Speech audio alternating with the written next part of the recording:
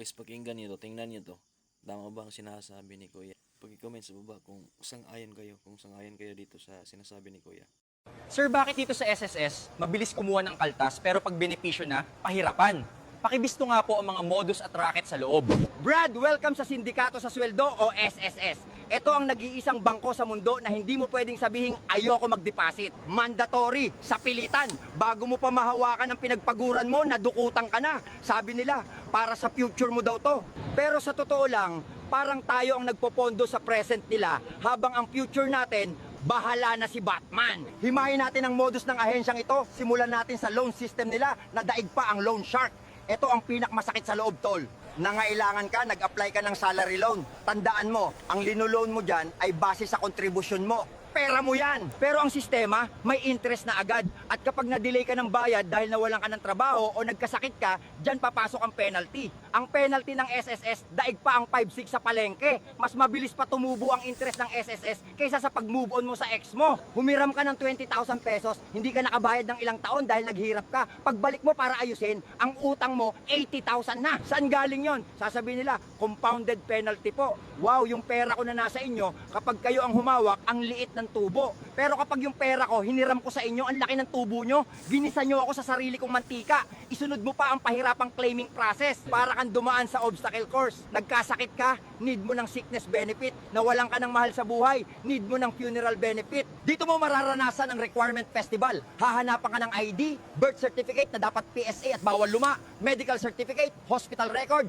at kung ano-ano pa. Minsan, kulang na lang hanapan ka ng DNA test at autograph ni Jose Rizal. Ang dami nilang hinihingi sa'yo. At eto ang matindi, pag pensyonado ka na, yung proof of life. Kailangan mong patunayan na buhay ka pa. Minsan, papapuntahin ka sa branch kahit naka-wheelchair ka na. O kaya papag-sending ka ng picture na hawak ang dyaryo. Ano to, kidnap victim?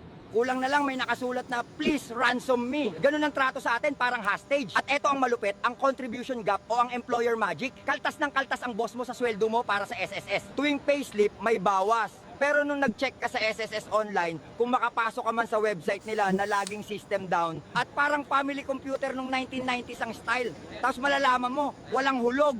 Binubulsa ng employer ang pera mo. Ngayon, anong ginagawa ng SSS dyan? Dapat hinahabol nila at kinakasuhan ng mga employer na yan, di ba? Pero madalas, ikaw pa ang pinag-a-adjust. Sasabihin sa'yo, Sir, kumuha po kayo ng certification sa employer nyo. Anak ng tokwa. Ako pa ang maghahabol. Eh, kayo ang may police power. Ang tawag dyan, negligence of duty. Pag-usapan din natin ang pension peanut. Nagbayad ka ng 20, 30, 40 years. Dugot pawis. Pag edad mo ng 60, excited ka na. Pensionado na. Magkano ang makukuha mo? 2,000 o 4,000 isang buwan?